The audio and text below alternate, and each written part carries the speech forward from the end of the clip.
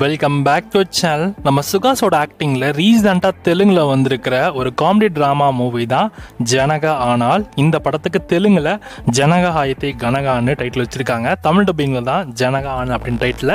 படத்து தமிழ் வெர்ஷனை உங்களுக்கு தமிழ் படம் அப்படின்ற ஒரு யூடியூப் சேனலில் படத்தோட ஃபுல் தமிழ் டப்பு மூவியுமே அவைலபிளாக இருக்குது. படத்து தமிழ் டப்பிங்கை பொறுத்த வரைக்கும் டப்பிங் நல்லாவே பண்ணியிருக்காங்க. இந்த படம் வந்து ஒரு காமெடியான படம். ஸோ கண்டிப்பாக பார்க்க வேண்டிய ஒரு படமாக தான் எடுத்திருக்காங்க. நல்லா ஃபேமிலியோட பார்க்க வேண்டிய ஒரு படமாக உங்களுக்கு தோணலாம். ஆனால் அதே ஒரு ட்விஸ்ட் இருக்குது.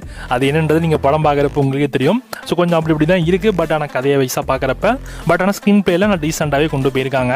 இந்த படத்தோட கதைன்னு எடுத்துக்கிட்டிங்கன்னா, சுகாஸ் வந்து ஒரு நார்மலான middle class family man. So அவங்களுக்கு கல்யாணம் ஆகிடுச்சு. ஸோ கல்யாணம் ஆகி குழந்தை இல்லை. ஸோ குழந்தை பெற்றுக்கிறதுக்கு ஐடியாவுமே இல்லை. காரணம் என்னென்னா, குழந்தை பெற்றுக்கிட்டா கண்டிப்பாக அதுக்கான செலவுகள் ரொம்ப அதிகமாக இருக்குன்றதுக்காகவே இன்னுமே குழந்தைய பெற்றுக்காம சேஃப்டியாக சில விஷயங்கள் பண்ணிகிட்டே இருக்காரு. அந்த சேஃப்டி யூஸ் பண்ண அந்த விஷயம் வந்து அது ஒர்க் ஆகலை. ஸோ அது ஒர்க் ஆகிறதுனால அந்த கம்பெனி மேலேயே கேஸை போட்டு அது ஒரு பெரிய பிரச்சனையாக மாற்றுறாரு. ஸோ கடைசியில் என்னாச்சு அப்படின்றதான் இந்த படத்தோட கதையே. இந்த படம் ஓவராலாக பார்த்தீங்கன்னா நல்ல ட்ராமா மூவி தான். ஸோ கண்டிப்பாக ட்ரை பண்ணலாம்.